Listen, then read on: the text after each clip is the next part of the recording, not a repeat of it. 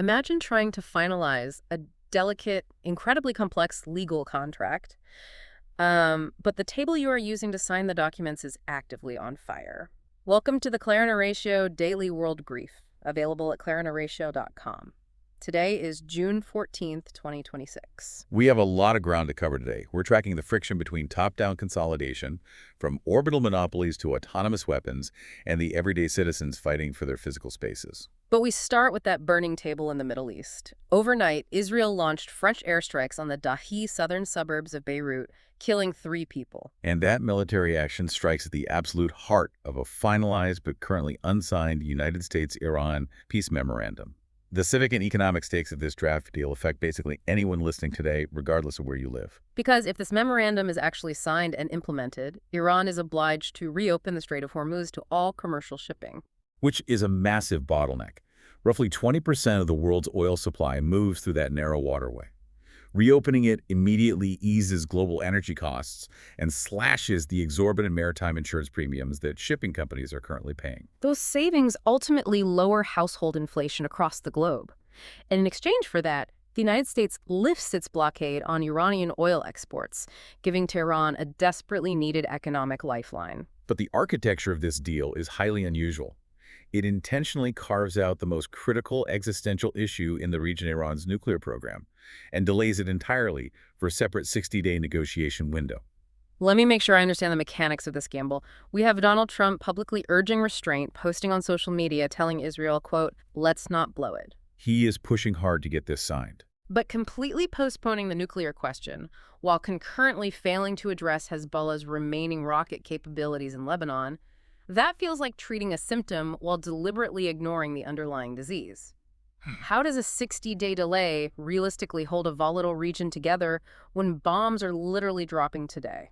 Postponing the nuclear question is a calculated, incredibly high-risk strategy by the diplomatic mediators. They just want to generate immediate political momentum.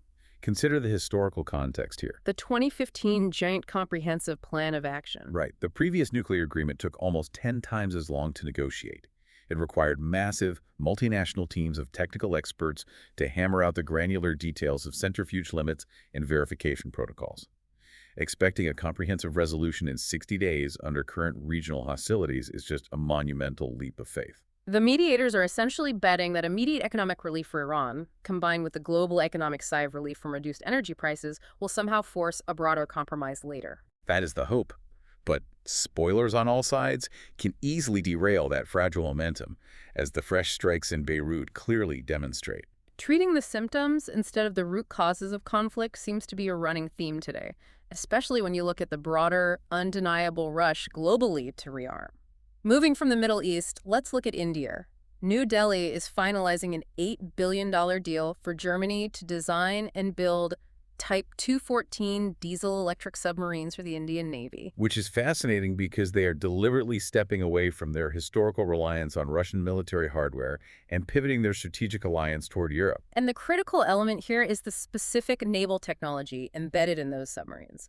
These aren't standard diesel vessels. They utilize air-independent propulsion, or AIP. Because traditional diesel-electric submarines have a major flaw, they have to regularly surface or use a snorkel tube to run their diesel engines in order to charge their massive battery banks.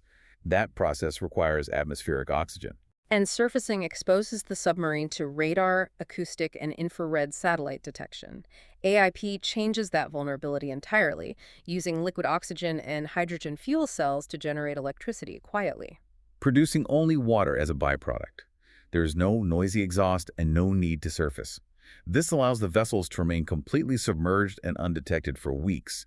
For India, acquiring this technology is a mandatory deterrent to directly counter China's expanding 400-ship navy and Pakistan's recent acquisition of Chinese-built AIP submarines. Politics always complicate national armament, though. Compare India's deliberate modernization with the bizarre situation in Bulgaria.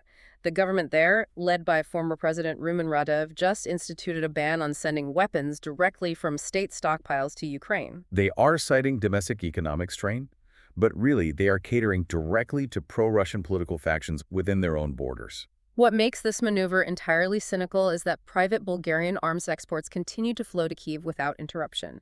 It is purely a political performance designed to placate a specific voter base. Defense policy globally is increasingly dictated by domestic optics rather than overarching strategic commitments. Previously, Bulgaria utilized a European peace facility mechanism to reimburse its state stockpile donations. That mechanism brought in millions of euros, allowing Sofia to modernize its own aging military infrastructure. Banning state exports completely cuts off that vital modernization avenue.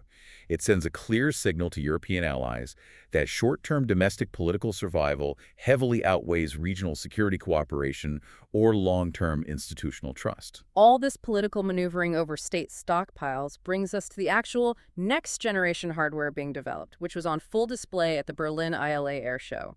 Attendees are describing the atmosphere on the convention floor as a gold rush. Fueled directly by Germany's defense budget surging to 108 billion euros for 2026. We are seeing software startups like Helsing and Stark Defense securing massive military contracts.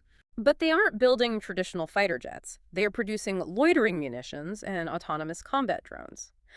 What exactly makes a loitering munition different from a standard precision-guided missile? Well, a traditional missile is fired at a specific predetermined target coordinate.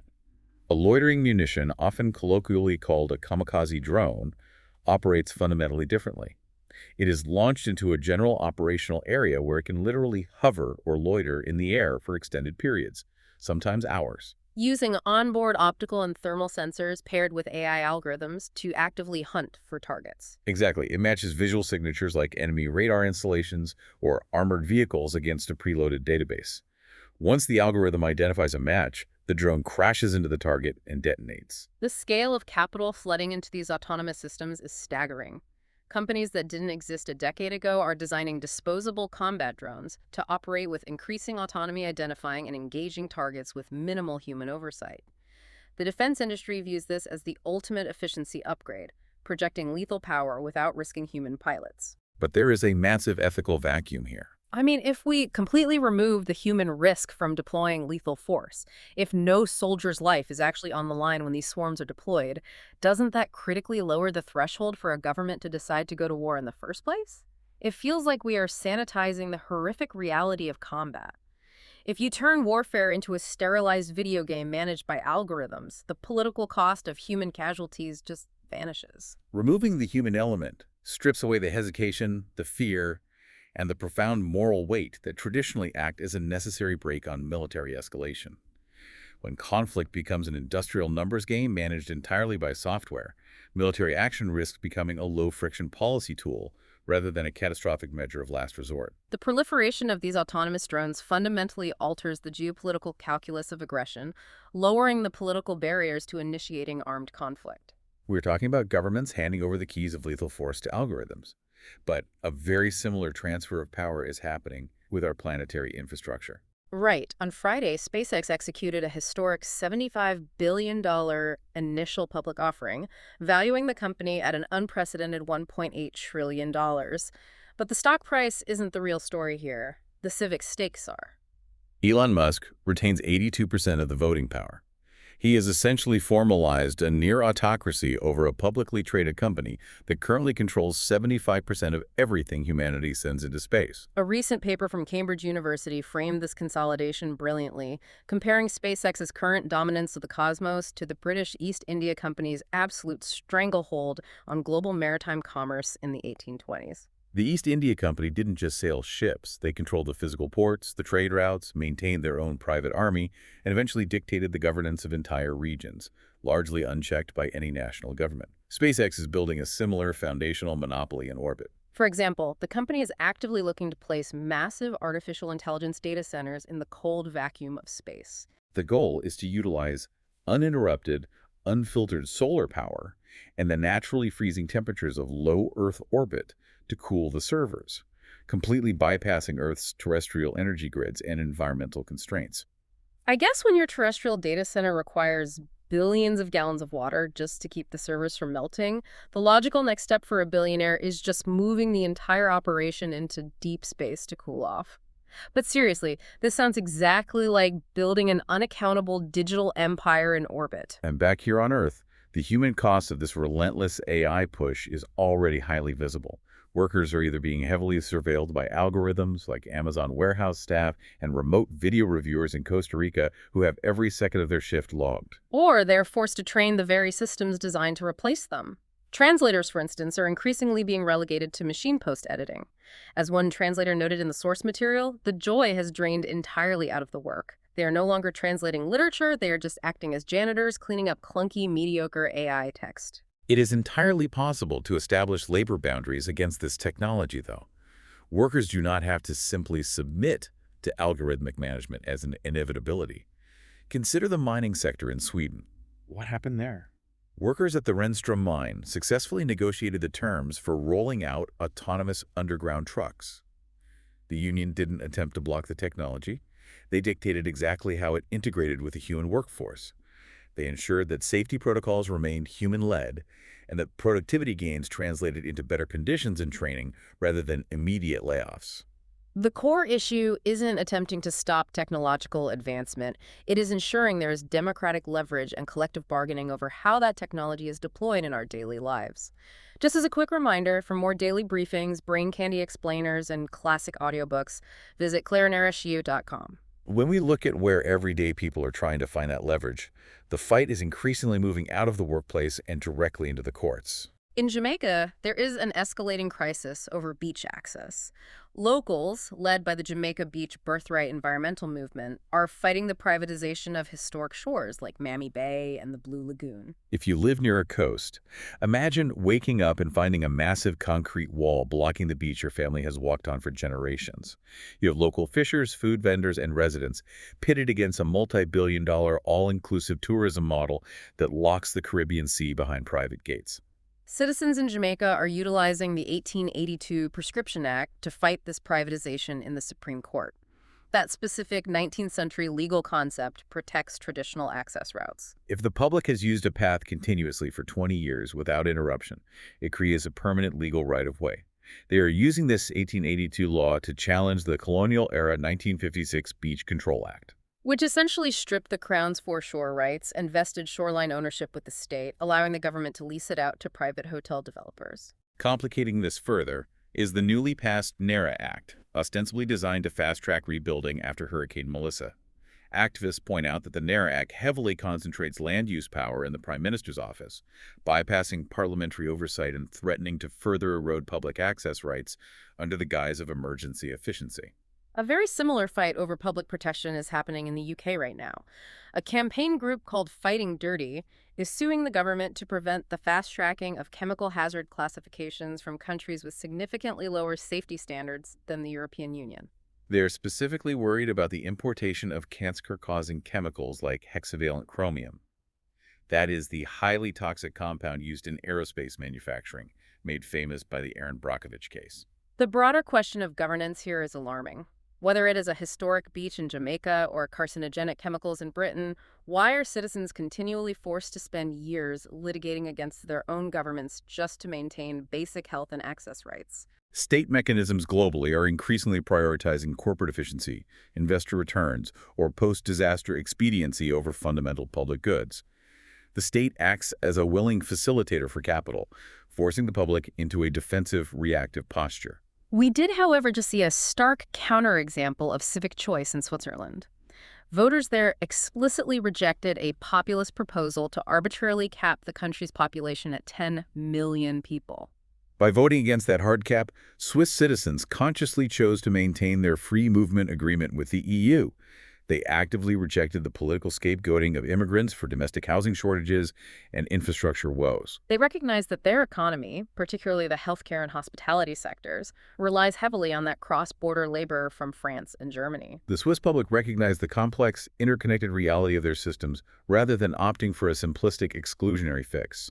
The populist proposal would have triggered a guillotine clause with the EU, terminating essential bilateral trade agreements. When presented with the economic reality of isolation versus integration, voters prioritize long-term stability and functional public services over short-term political populism. Shifting from European migration policy to the stark human reality of those desperately trying to cross borders to escape violence, we have a deeply troubling story involving Burmese students. Fleeing the 2021 military coup in Myanmar, desperate families paid up to 10,000 euros to an agency called Brighter Future Way, led by a man named Min Minso Shui.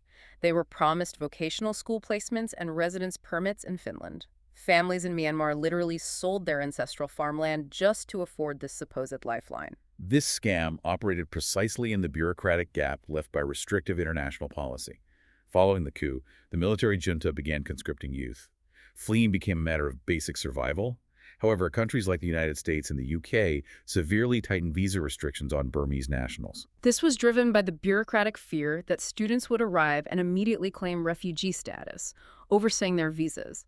Because those traditional legal educational pathways were choked off by Western embassies, bad actors seized the opportunity. They sold false hopes of a secure future in Finland, exploiting an educational intermediary loophole that allowed private agencies to charge exorbitant fees for vocational placements in sectors like cleaning and agriculture, all without state oversight.